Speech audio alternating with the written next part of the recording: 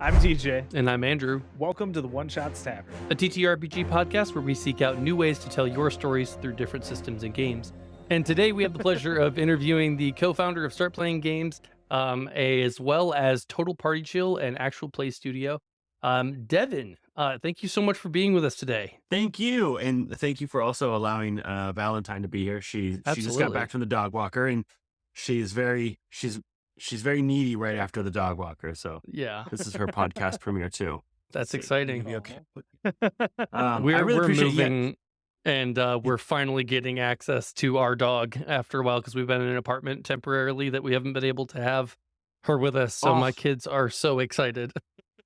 I can only imagine. And I really appreciate the both of you asking to have me on. I know that I fit the bill. I had the beard, I had the glasses, so I know I was a shoo-in as a attendee. Yeah, definitely. I mean, we talked a while back, and we were like, we really want to just speak more with people from Start Playing Games because DJ got involved as a professional GM there. He's been doing that full time for a while now, and we just are excited about the platform as well as just kind of hearing more of your story in the hobby.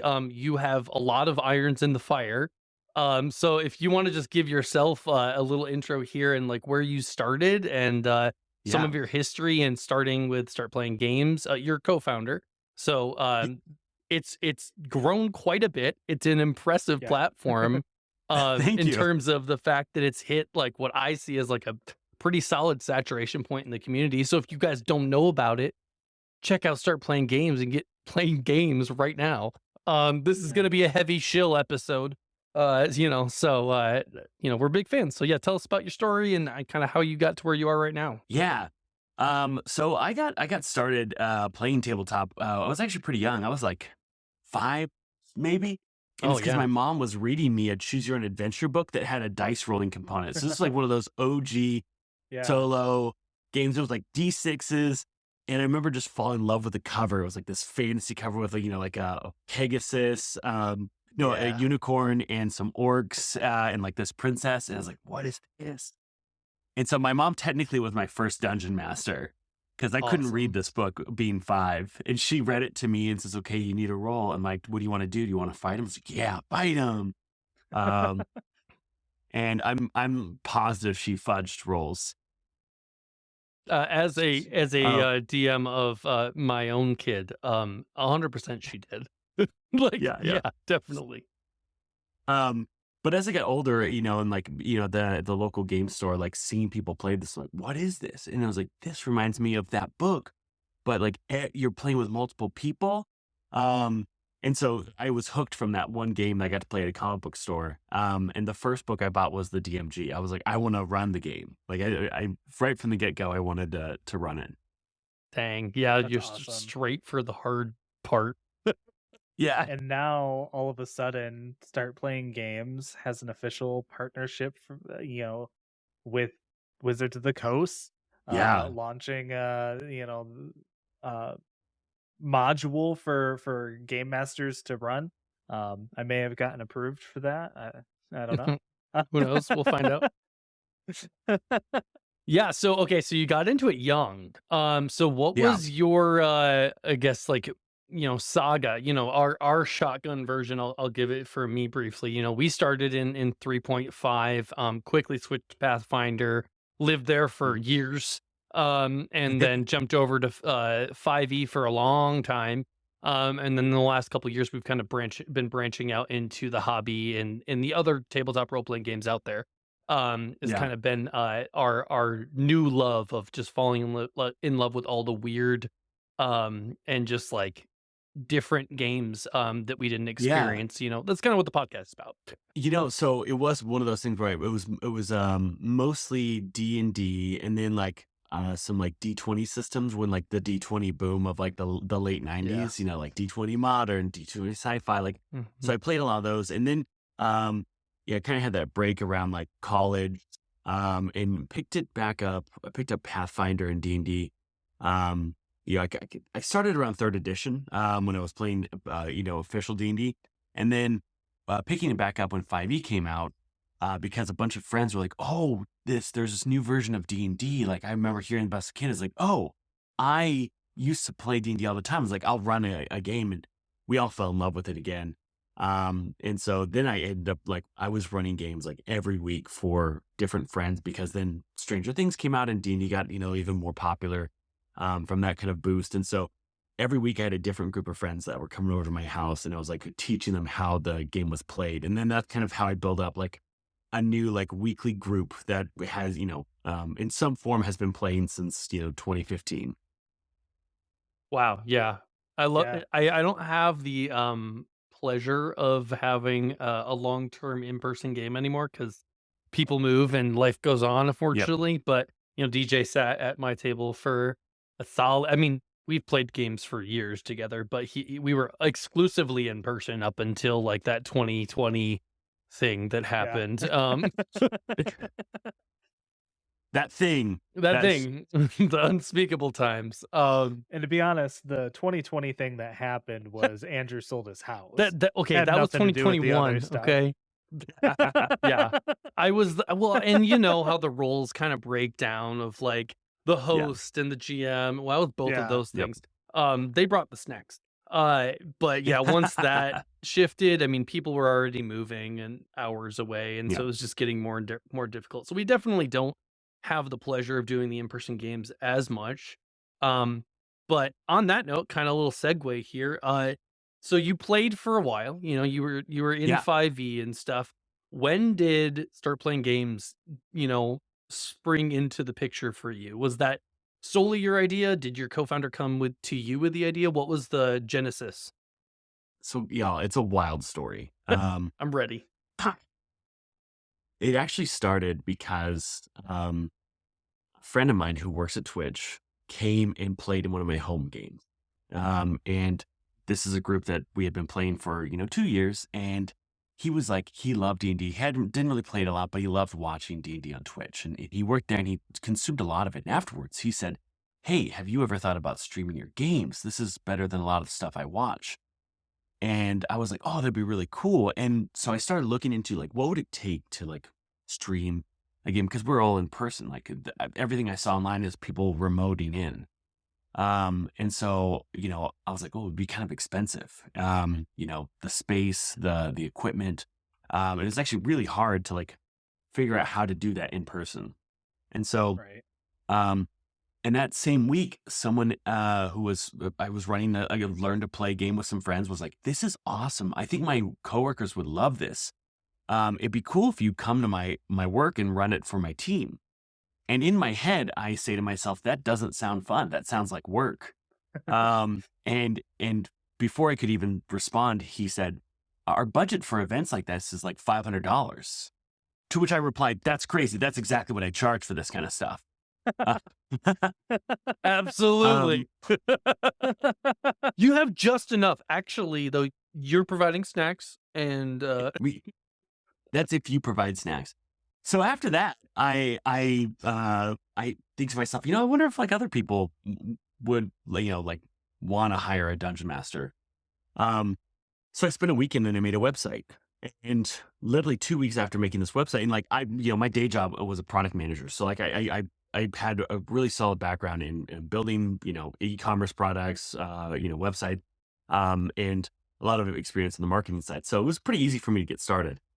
But 6 months later, I was turning down offers because like I just couldn't do all of them. And then I was Right. like finding other game masters to run games for me, and I was like, "Hey, you can take that job that's coming through." And then a writer over at Bloomberg Business Week reached out to me and said, "Hey, I'm writing a story about professional dungeon masters. Can I interview you?"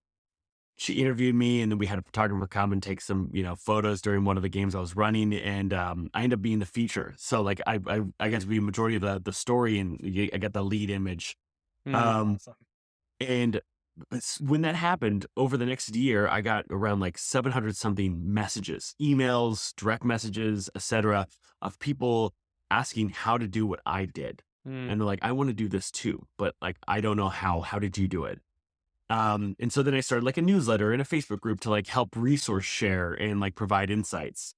And I was like, I would really like to build a website, like some sort of directory, so people could find game masters. That would be really cool. And it came out of when one of my customers every time he came to San Francisco, he and his family would ask me to run a game. They lived in Chicago. He's a very important VP at a tech company. And when he was leaving one day, he's like, hey, do you know any dungeon masters in Chicago? I would love to hire one for the kids so they had one every week. And I was like, I don't, but that's a problem. But I thought, like, you know what, maybe next time I get a Christmas bonus, I'll hire, a developer to like build out something really simple. And then kind of nothing had happened from it. Like I got busy with life, and then the pandemic was hitting. And I said to myself, it was just an idea in the back of my head. I'll work on this one day. And the first day of the pandemic, the first day of lockdown, I get a phone call, and I do not recognize the number. But I answered anyway. And it's my now co-founder, Nate. And he starts asking me questions. Like he kind of calls me with the guys that he wants to hire me to run a game for him and his friends. But he starts asking me product user interview questions, which is something you do a lot of time when you're building something. Like, what's the biggest problem you run into? Like, what are some tools you use? And so you're picking up on like the phishing. You're like, yeah.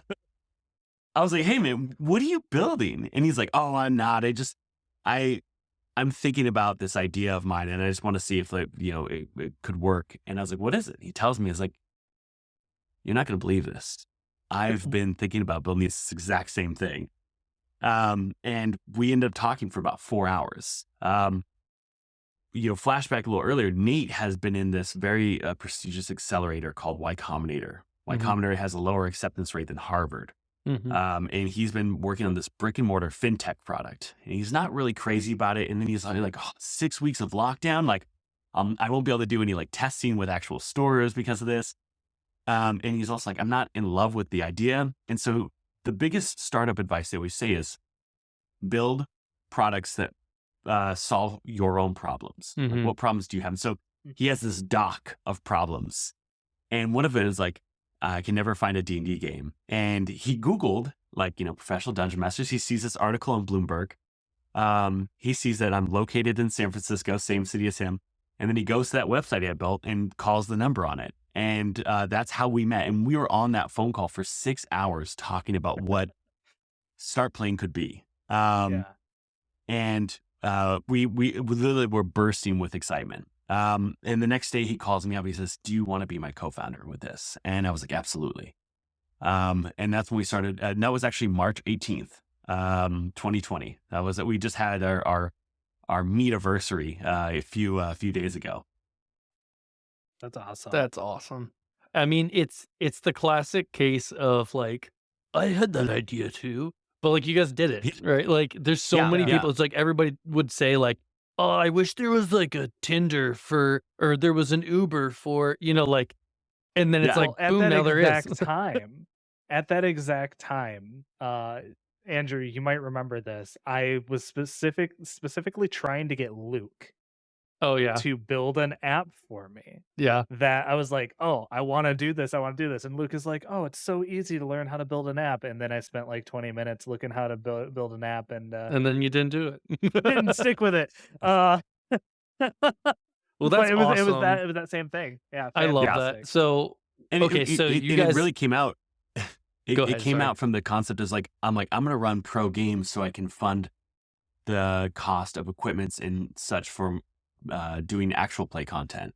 Yeah. And but then like it became so popular that then put me on the map to meet with Nate. So like everything was so well connected between each other.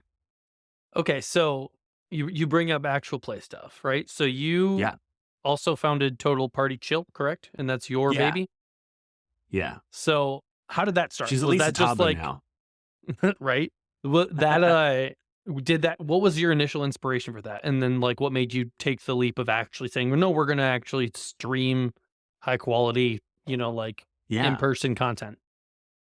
I think it was a great excuse to like also be able to like justify our games. Yeah. It's like, well, now it's a production, it's a classic millennial, like monetizing my hobbies. But there was something about I love projects, but there's something about like, hey, can we actually make this into like some form of entertainment? And we would share on Reddit early days of like, oh, we did this at our table, and we'd show photos of the cool stuff we'd make, and people like, what? That's so cool.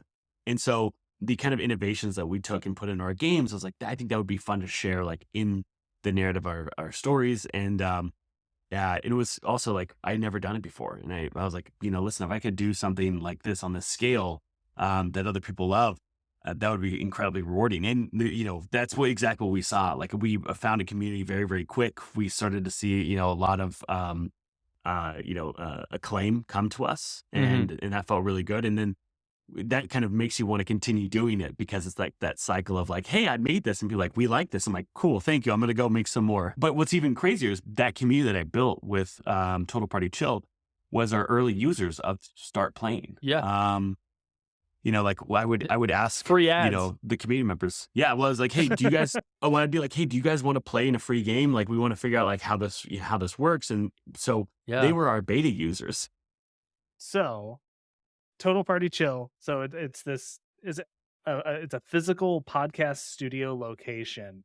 Yeah. What are the logistics behind that? Because that is always been The one dream. of the most interesting Yeah. things, right? Like, every state needs a Total Party Chill kind of thing, in my opinion. It's a lot of like spreading your surface area I think it was one of the things that makes you lucky. And what I mean by that is, the more people you meet, the more things you do, the more places you are, the more likely you are to find yourself in a chance of serendipity that like benefits your hobby, your passion, your career. And so, there's the idea that there's a lot of people in tabletop RPG, like industry, or like the creator side, right? Knowing all of them is really great, but you kind of get the same opportunities that all kind of come about. So, when I would say to people who are working on tabletop stuff, we're going to try to also like spread your surface area out to like people who are on the fringes of the community or aren't even in it, because those are where you're going to find new opportunities to grow beyond like what the community has currently. There's kind of like a finite resource of players and people. And that's why a lot of the Total Party Chill cast have never been big streamers. They're all people from Broadway, people that, are professional dancers, like at the ballet kind of stuff. Like, we're finding these people that don't have that to kind of bring in, to expand the surface area. And the way we found this was, it's actually a buddy of mine who has a beautiful studio, and he leases a part of it to us. And we kind of met him through professional jamming. It wasn't through the tabletop, industry. And it was kind of like, he's an artist, and we had some friends that were artists, and he's this wonderful sculptor. And so, but before that, like, we had, it was a room in an old apartment. I had moved out of my apartment. I turned my old room into a studio, but it's like 700 square feet. It was a massive room. And before that, like, my old work had a podcast studio, and they said you can use it on the weekends. And so actually every weekend we would bring all the equipment in, and we would set up a set, and then we'd break it down after filming. We did that every week, and that was brutal. Oh, it's hard enough to go in and tear down and put up your D&D setup every week. So to add the AV aspects to it, and to absolutely, I can. Yeah. Yeah, I mean, our listeners don't know, but we were troubleshooting for like 20 minutes just to get things set up for today. Yeah. And that's not even in person. I'll house it sometimes and like do the podcast, and it's like, crap, okay, I got to bring all my things with me. Well, and you got to set up for your whole week of games, like if your house sitting right, off exactly, site. because I'm running 5 paid games a week, so absolutely. So it's like, gotta pay attention to that, make sure that my players are receiving the exact same quality as they would if I'm at home, right? Gotta keep them happy. What a great professional dungeon master. I try. To be fair, listen, the thing that I've found while doing the game mastering for hire, and here's the secret. Here's a secret that none of the other game masters will tell you, but they'll talk about it in secret behind your back. Yeah. And it's that the players are so important to making the experience work. Yeah. And I have like, the players in my games, like, yes, they pay me 100%, right? They pay me. They're some of my closest friends. Yeah. Now. Here's the thing, I pay my buddy when I go to his restaurant. Yeah. Right. And Well, it's like every third time, right? But like, because I always bring people in, so he's always, letting Yeah, me eat for for free.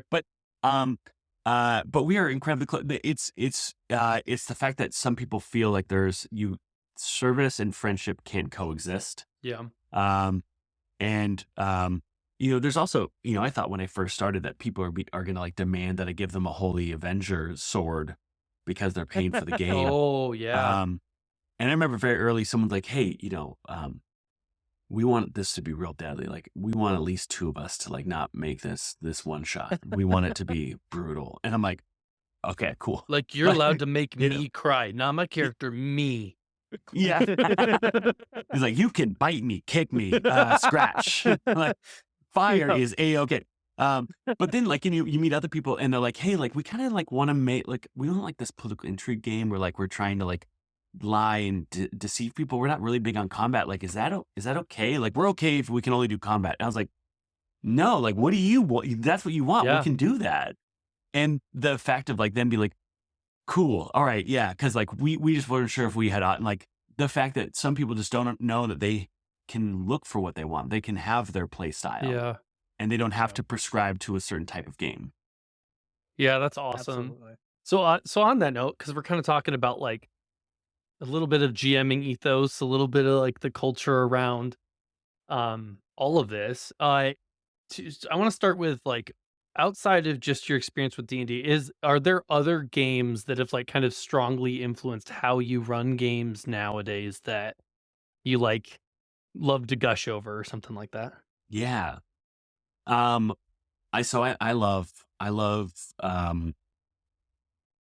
how games, the mechanics that are driven for the narrative, like Dread. Like Dread Yeah. creates a mechanic. Dread has a mechanic that is specific to suspense and horror, and the act of pulling those blocks. And that if you tip up, like I love that Power of the Apocalypse. I love how you are only creating threats and trying to like very quickly decide what a failure looks like and like what that causes to push the story forward. And the fact that you just don't roll. I love GM-less games where everyone kind of has the same input and this kind of egalitarian world creation in some GM-less games. I love it when a game does a new mechanic. You're like, "Oh, that's neat." Like, and after a while, you start playing these games. You're like, "Okay, so 12 with hope or 12 with fear with like Dagger Hard." Yeah. Or you start like, "Oh, okay, so this has like a side game where it's a deck builder." Or these was it the Walking Dead game by Free League where X amount of failures can result in a horde showing up, but you Oh, can sweet. sacrifice another PC to succeed against an escape roll. But now that PC has to roll, and if they fail, your friend is gonna look at the table as like, "Screw you," or they'd be like, "Wow, that was what." And so Yeah. when you start playing new systems and you see how they've created mechanics that further the narrative, like that's so rewarding and it's so fun and it gets you like so riled up. Yeah, no, I That's completely awesome. agree.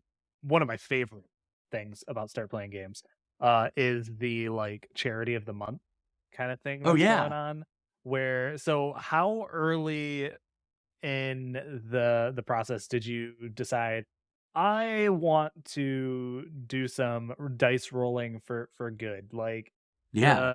yeah, because it's been awesome. I've participated in a couple. I We always didn't a good organize time. it, right? But we were able to Yeah. jump in on the there was a big one organized on TikTok and like we were able to do a stream for it. And like we've talked Yeah. about it aside from it, but like early on, like it's clear that in your business practice that was a priority. So the thing is like, we're still really small and we have a pretty limited bandwidth. So we can't do big scale things. And we, like we match up to $1,000 raised because we're still very Yeah.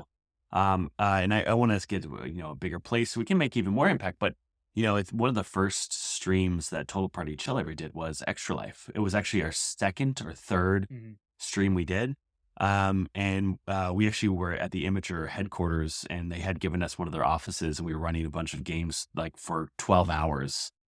Raising money for Extra Life. And so, and then we were like in the top, like Total Party Chill was in like the top 1% of Tiltify fundraisers.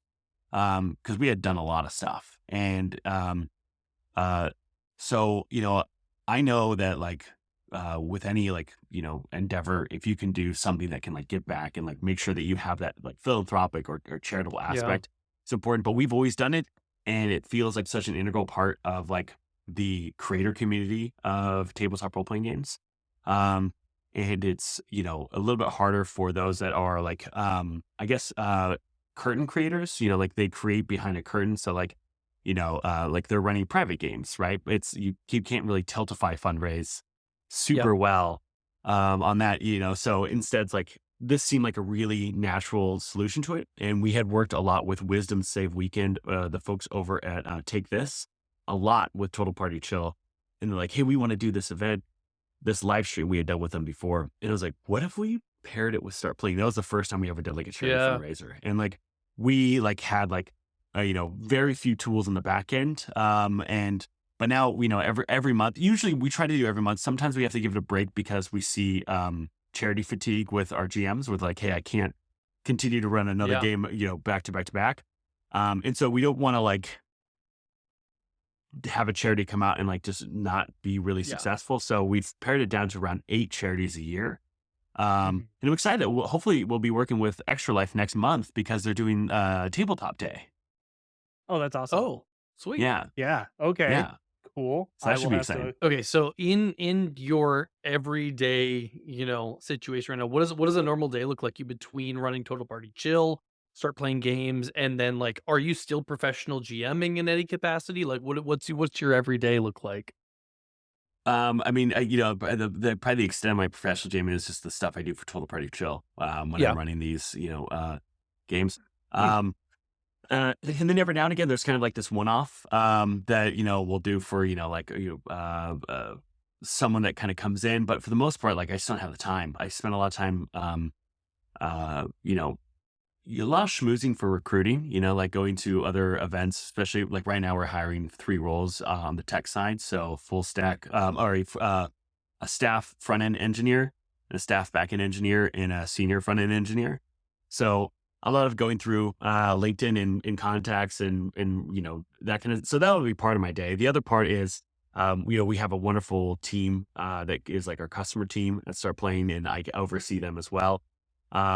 Sarah and Hunter, they're fantastic. And then all of our external publishers, all of our external partners. So like I meet with, a number of VTT contacts throughout the month, usually to like, what are we going to do? Are we doing events? Publishers every month. So one day I'll be meeting with the Paizo folks. The next day it's now the Wizard of the Coast folks, and then Roll20, and then Alchemy, and then Yeah. so on and so forth. So a lot of external meetings on like how our partnerships and how we're working together with them. And then a lot of user interviews because we're always building new products. I mean, we release something new almost every other week. Right now we're taking a pause as we do hiring because our entire Eng team is also doing this hiring. But so user interviews because we're trying to figure out some learnings that will fuel further research that we do. Building surveys, I'm actually just looking at my calendar of things, today. Doing talks with folks like y'all. Yep. And then, and then, usually one day a week I'll go and I will create a bunch of content for kind of external reasons, whether it be anything from TikTok, Instagram. Managing our ads, managing, we have a couple different projects. I don't know if you guys know Scene 4. He's, you got to follow him on TikTok. He's great. You should also have him as a guest. He's wonderful. But, where I'm working with him right now on a landing page project, and this landing page project is, to see how we can increase organic growth, and like a number of like long tail keywords. So there's just so much that kind of happens in the week. And then, when you're a founder, like you just don't stop. Like I'm usually working, but I could also at the same time, like I'm going to go play tennis in the middle of the afternoon with a buddy. Totally. And then come back. But like, I'm still working at 9 or 10, and I don't expect that from my team, For sure. that's just, and with Total Party Chill, it's kind of like, I have to block out some time this week to like prepare for, we record, over multiple days. So we don't actually do like one session every week. Like Saturday and Sunday, like once a month, we'll record 10 episodes. Oh, wow. And so we'll film for 10, we'll be in the studio for like 8 to 10 hours, and we'll film, like 5 to 6 a day.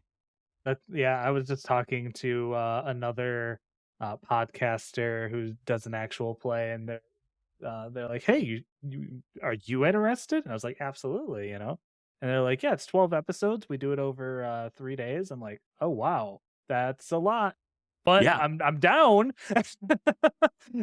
Here's like the retention. So the retention of what has happened is so good. Oh yeah, And what we also do is like, we have people that will summarize the episode.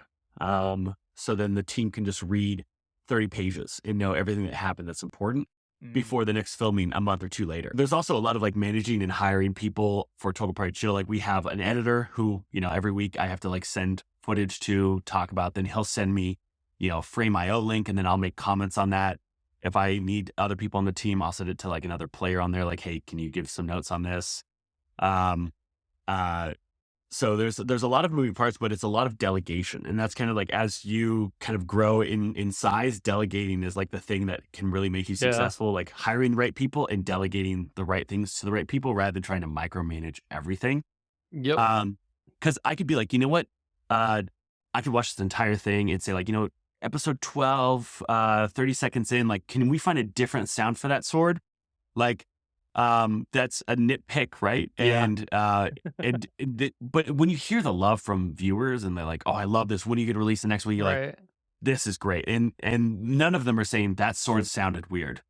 Right. My editor is so amazing. His name is Slava. He is so skilled and he puts out such great stuff. His soundscaping is like better than anything I've ever done. And that's awesome. Here's the trick. If you want to hire an editor, here's how you do it. This to anyone listening. What I did is I went to Upwork and I said, this is what I'm hiring for. And I kind of explained it. I had episode 1 edited myself. I went through all the work and I tried to do the best edit I could. And I said, here's episode 2. It's raw. I hired 3 people and I say, beat mine. Yeah. Beat mine.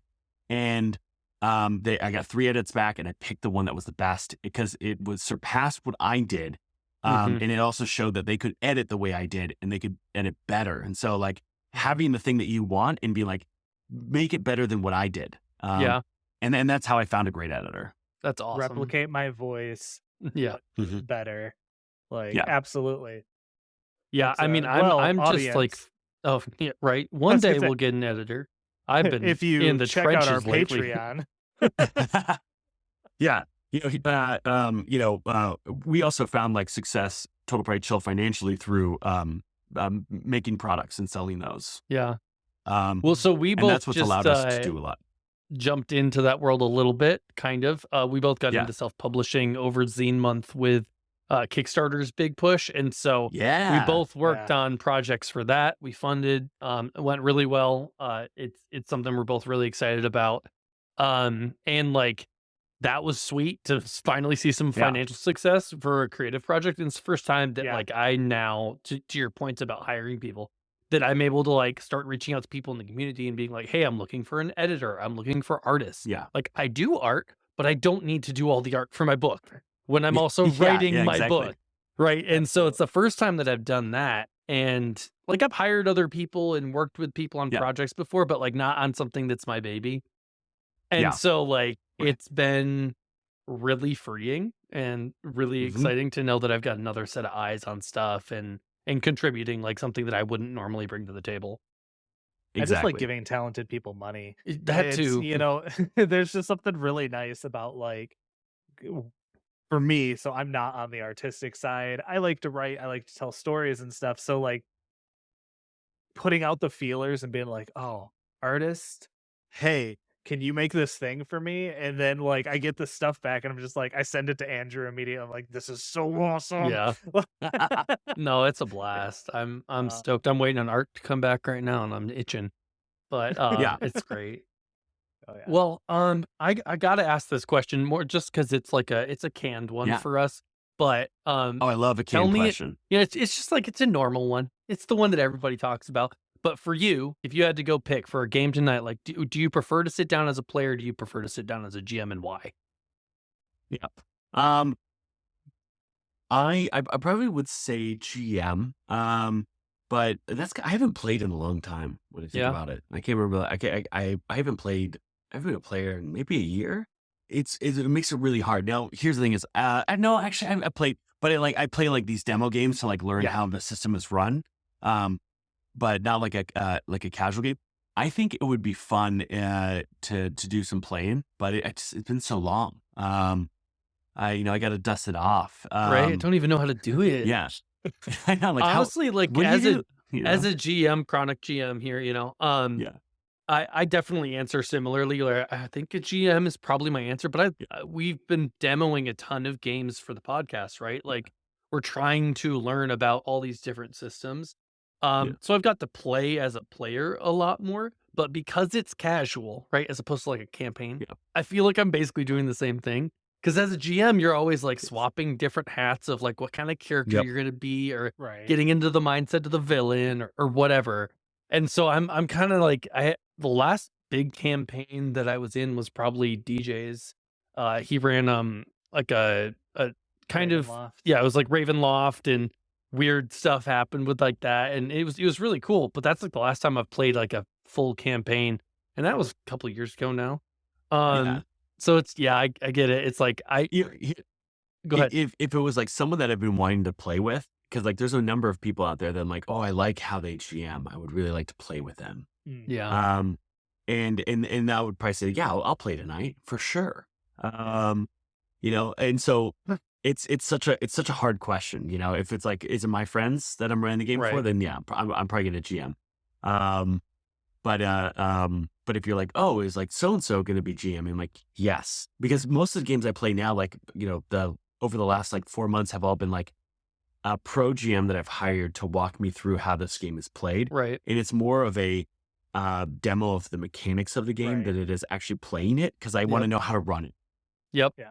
I think that Yeah. that's like when you jump into a new system, Yeah. that Yeah. DJ was making this point the other day. It's so hard to evaluate Yeah. a system by just reading the book. Like, Yeah. and like it's totally possible. That's how I started in a lot of systems, like where I was like, all right, I'm going to learn this book front to back, and then I'm going to run it for my friends. It's another thing to Yeah. like have sat at a table and experience it first and be like, oh, Yeah. I get why this is different. Like Yep. this isn't just Absolutely. D&D with furries, or whatever, like it is more than just that, Yeah. I definitely so I was reading through the Daggerheart playtest materials, right? Yeah. And like Andrew and I are getting completely different things out of that. Yeah. Because like he is understanding and I'm like, that sounds interesting. I really would love for someone to run it for me so I can experience it, Yeah. Because my brain's just not processing all of this information that is seemingly disconnected for me. Yeah. Until and it comes then, yeah, together. until it comes together, Yeah. and it's a product for me. So absolutely. Have you gotten a chance to play Daggerheart yet? I'm just out of I curiosity. have. I played at I didn't play the open beta that's out now. Okay, I played at Gen Con last year. Oh, okay. Okay. And again, that definitely felt like that didn't feel like I was playing like that still felt like mechanics. I feel like a con game, especially a playtest one, is like we're here to learn mechanics. Yeah. It didn't feel like a casual around the table at home, or like jumping on with a pro GM for like a bunch of other people like doing this. Like, hell, we're gonna narrative one shot.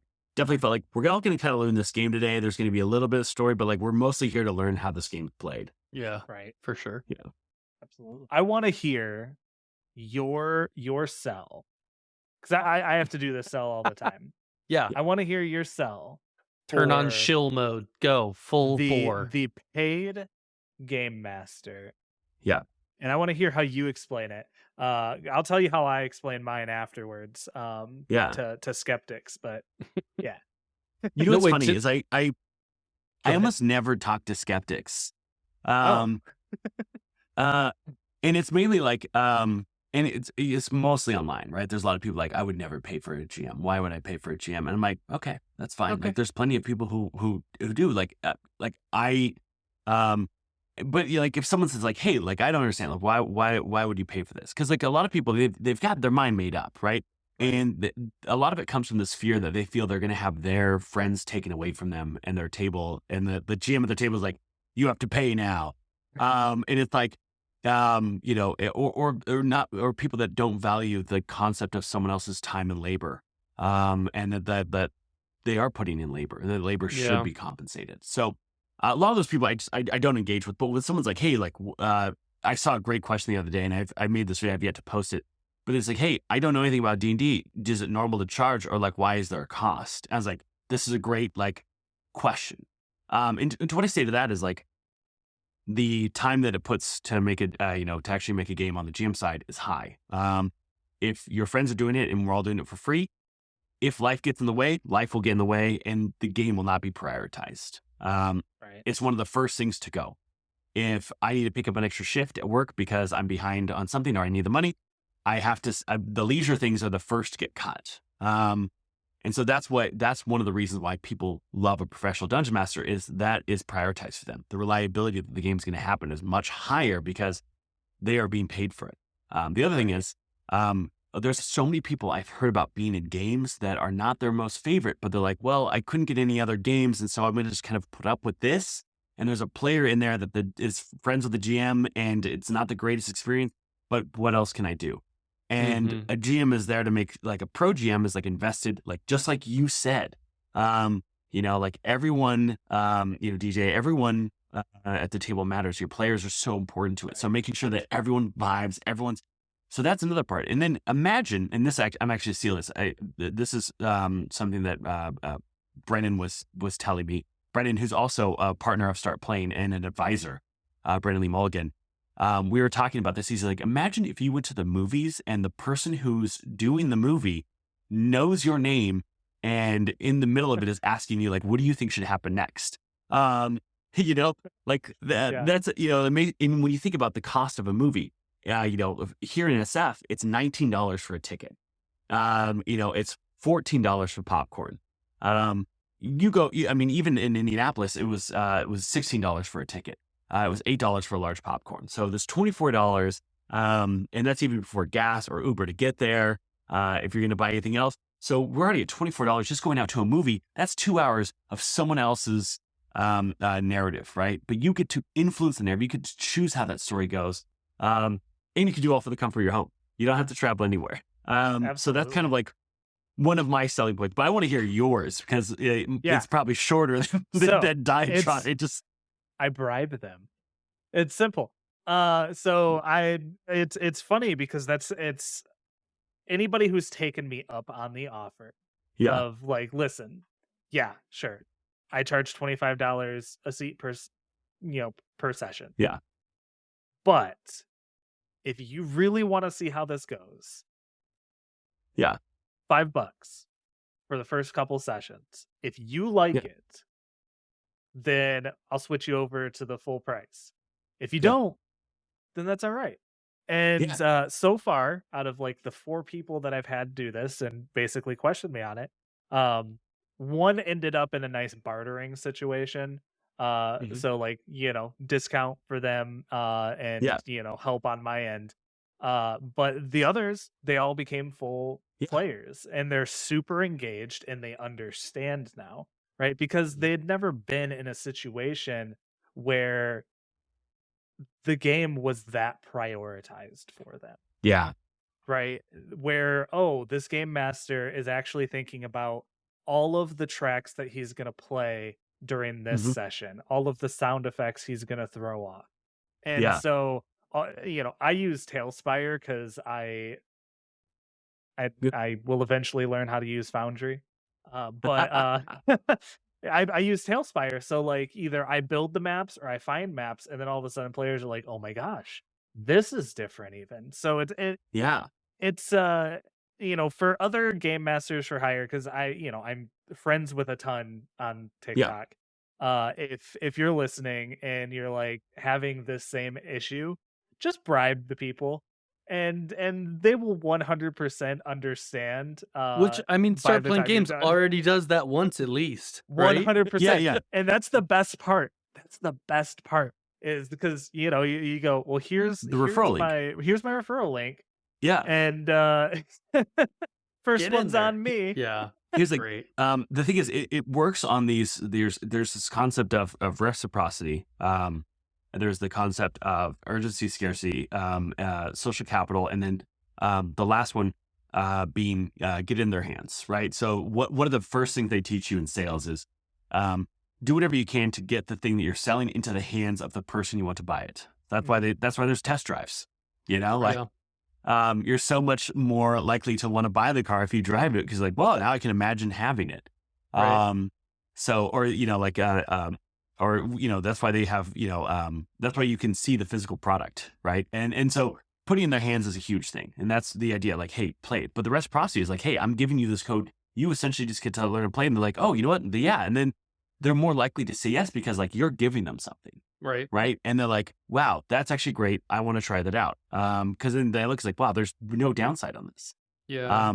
And then the idea of scarcity and urgency is said there's only so many seats. And if you don't decide, someone else gets that seat. Right. Yeah. I think what was interesting when I was first getting into the space and familiarity with start playing games, and even when I think I heard about people, I don't know, years ago, that were doing professional GMing, I had the reactions, right? The list of normal reactions to it. Cause you're like, what? I would never pay my buddy to whatever, all that stuff. And then I had the other reaction of being a chronic GM, and I'm like, oh my gosh, that would be so nice, of just the amount of money that I spent on D&D Beyond, on miniatures, on all these things would be subsidized some degree by the friends that are benefiting from them. And so I was like, okay, this is super cool. How could I ever get into this? And then that just felt inaccessible, right? And it just wasn't realistic. And then when Start Playing Games popped up, and I think you probably heard, I know our listeners have heard DJ's story, and I'll let him handle that. But when he had a job shift and started doing this full time, I saw him ramp up, and then it was just boom, saturation. I've got as many games as I need in a week. And I was like, holy crap. I can't currently do it. I'm full-time dad right now. I've got limited time, right? And I want to be able to do it in the future. But seeing, and this for the listeners too, seeing how much success people have been able to step into, and it's not easy. Not everybody is successful on your platform, I would imagine. I've listed a couple one-shots before and then not gotten a single sign up, which is part of any sort of business. Yeah. But also one-shots are so much harder for brand new GMs. Yeah. It's one-shots are there's this aspect of one-shots where if you're brand new, people don't know well, I don't know if I want to play with this because you have no cred. But campaigns there's more people looking for campaigns than one-shots. Around 80% of daily bookings are for campaigns. Yeah. That's crazy. Yeah. So, it's one of these, because it's that thing that people want reliable, they want consistent, they want ongoing. And so they're going to put more thought into that, and you'll see them to also take more chances on a brand new GM with a campaign more than a one-shot. Yeah. And then you lower your price point, get a foot in the door, which was my issue when I started, right? Because I was I'm going to list a bunch of one-shots because I know I can commit these times. I don't have the ability to run regular games right now. And that's why I figured it fell flat. Which also, by the way, again, just shilling for Start Playing here, which we're not sponsored, by the way. But basically, you guys have coaching kind of calls for new GMs getting into this. What are they called? Yeah, the webinar, the onboarding. The onboarding. That was so helpful. Actually, it made me not feel. No, you're good. Here you go. This is. Andrew started critiquing my stuff. Because I went to the webinar before him, and so I'm like, "Here's what you got to do." There you go. Did you? It's not mirrored. Did you do the onboarding? It's because it's the number one question I would ask people when they first came to Start Playing, because it came out of the idea that we realized that man, there's so many people that just don't know how to use a site or the best path to success. They're just joining and they're just throwing stuff up there. Also, they're GMs. They're not marketers, right? I had experience in the marketing space, so I was able to figure some of that stuff out. But the discouragement still hits you when you put time into something. You're I want to do this, and I want to see if it's successful, and nobody reacts to it at all. It's another thing for somebody who works at Start Playing Games to get on a call with you, take questions, walk you through stuff, and be like, "Hey, this is how you can see some success. This is where you might not. Here's some things to try." And That's awesome. Like to have access like that is such a huge thing for stepping into any kind of like essentially careers, like self-run Yeah. business like this. Like you are a Yeah. individual that's starting a business when you jump into professional GMing, and to have And essentially like yeah. a soft coaching webinar on the front is huge. One of the things that helped me a lot too was like, it was mentioned in the onboarding, but it was like, leave your games up, right? Like, don't delete it if Yeah. if it's not getting the traction that you're expecting, right? Because I've had a one up. I've been fishing for Tuesdays for a while, and I was about ready still, and it's just an extra game. Want to pull in some extra money? We want to buy a house, but and then all of a sudden last night we're watching a movie, and then I look at my phone because of course I'm that guy who has to take care of business in the movie theater, apparently. Don't do that, listener. And I saw, oh, I got somebody just joined my Discord server. Who's this? Check my email. Oh, hey, he just joined my game. This is fantastic. And it's been wonderful. Yeah. Because like I've got disability. I'm not going to go into that. Some of my players have disabilities as well, and some of them are on disability. And so they were like, "Hey, how's this work? How does becoming a game master for hire work? And do you think I could do it?" And I was like, "Absolutely, I think you can do Yeah. it. Like I already know that you're incredibly creative. You're a great player. I've seen that you've got the setup. You show up to my game every week, right? You're Yeah. And reliable.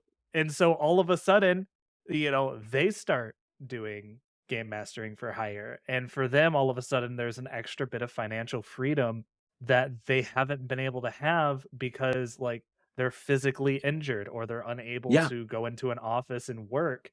And I'm just Hmm. like, this is amazing because it's like, I'm not going to go into class mobility or anything, but class mobility, like it But provides to go it. into it anyway. Yeah. No, I mean, It's I've amazing. heard these stories from GMs who are like, people are like, I wasn't able to earn an income like this before, and I Yeah. have so much more independence from it. And like, I I love those stories. I hear no less than once a week, like an amazing story about like how be able to do this job. Like, oh, I used to be a DoorDasher and I now make double what Mhm. I made there, and I'm so happy. Or like, I used to be a teacher, like, Yeah. and like, whoa, like Yeah. Yeah. these really great stories, and I just had no idea. And when I first started, I didn't know the impact until someone at a convention came up and said, "Can I give you a hug?" and told me Oh, their story, Yeah. and their story made me cry. I was like, I that's had no idea. awesome. I was like, I thought we were just silly little guys making it easy for people to play games. And they're like, no, Yeah. this is, and so that's kind of when I really started taking what we were doing, even more serious. And was like, I want to make sure that we can not only make it one of the best gig jobs you could ever have, but also like the communities that formed out of it. I hear about two players who met in a GM's game and now they're, oh, that's funny.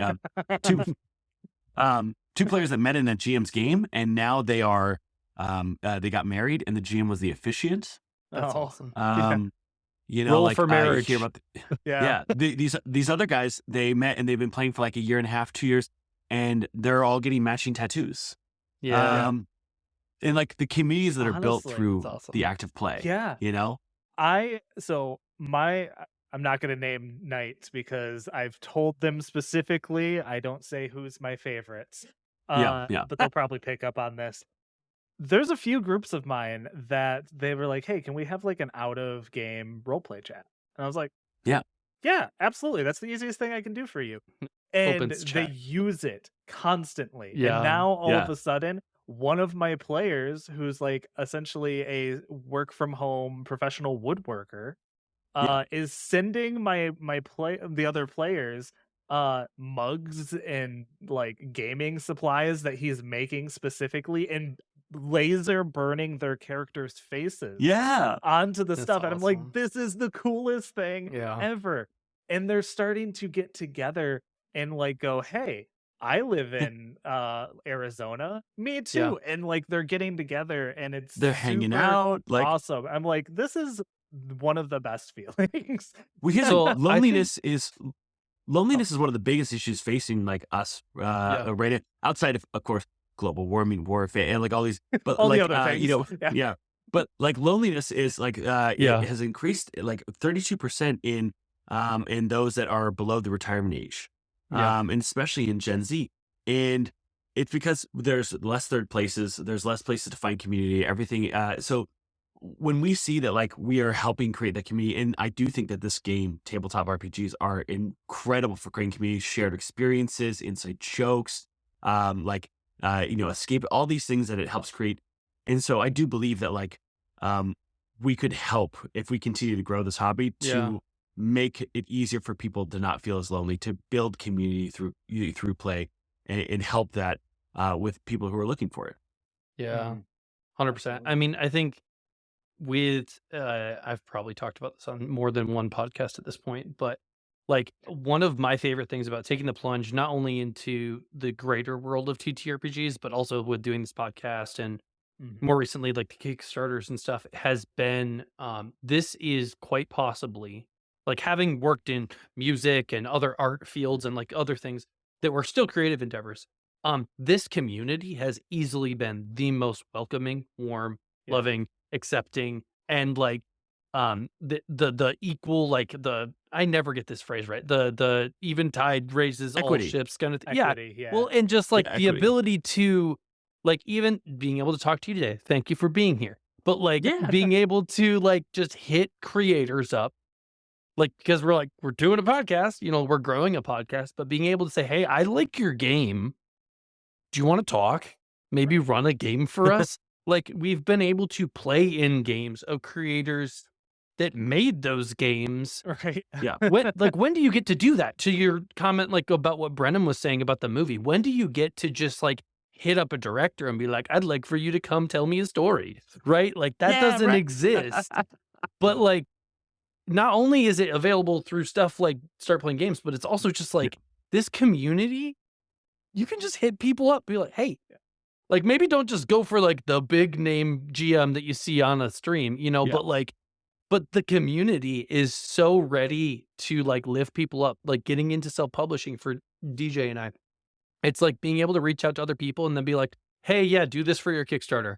Hey, yeah, do this for publishing. Hey, yeah, do this Yeah. for like, make sure you get an editor that does XYZ. Yeah. That has been wild. And I've never, like I said, DJ and I both like were, diehard trying to get into the hardcore, metal scene back in the day. Don't look it up on the internet.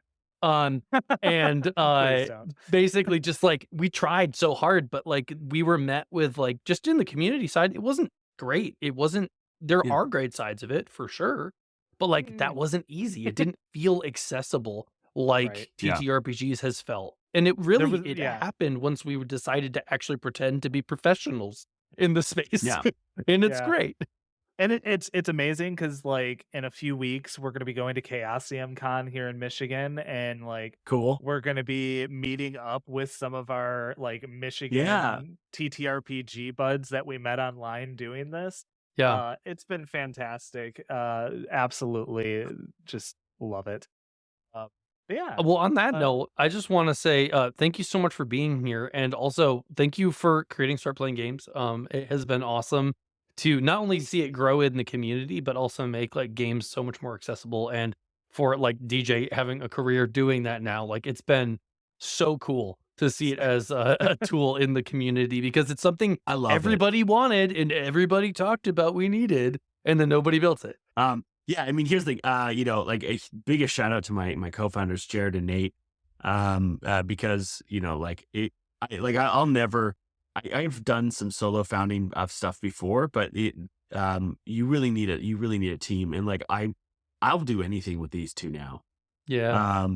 Like Jared is our CTO. Like one of the most brilliant people I know. Is also like just like a great quote of his is like, never ask me if we can do it. In this sense, is this something that's possible with tech? Ask me how long. Yeah. Right. Oh my gosh. I murdered the quote, Yeah. but essentially, it's like everything is possible. There's nothing that we Yeah. can't do. It's more like, what is it going to take to do it? Mhm. And and Nate, I mean, Nate is he has this beautiful pedigree. Like he's Harvard grad, worked at Facebook, Google, Goldman Sachs, Jane Street, Microsoft, like, a brilliant. And then also he just looks at things like, how can we make this work? So like, these two co-founders of mine, are insurmountable as far as like, indispensable. I mean, to like the success that we've been able to build. I'm so glad that like the three of us are doing this. That's awesome. Well, yeah, Absolutely. shout out to them. Shout out to Start Playing Games. And just thank you so much for being here and talking to us Yeah. and hanging out. Is Yeah. there anything you'd like to plug Yeah, to be please. Ooh. clipped for the TikToks? Well, I mean, listen, if you're looking for a D&D group or any other tabletop RPG group, you can find your group, your game, or your game master over on startplaying.games. And if you're looking for a new actual play, the second season of This Game is Cursed is out now, or it will be by the time this airs, which is a story where 4 friends get Jumanji'd into a game of D&D and have to finish the adventure to find their way home. It's awesome. Amazing. Well, thank you so much, Devon. And if you guys liked what we did here today, please check out our Patreon. Help us buy an editor. Pay for an editor. Buy it? not Whoa. buy 'em. We would Hire. absolutely we'd love to have an editor. Check out the merch. We've got it. And thank you so much, Devon. Ooh, that's actually good. Let's see that again. Oh, That's some good merch. That's some good merch. Well, thank you so much. Plug all the fun things. And I'm hitting stop on the record.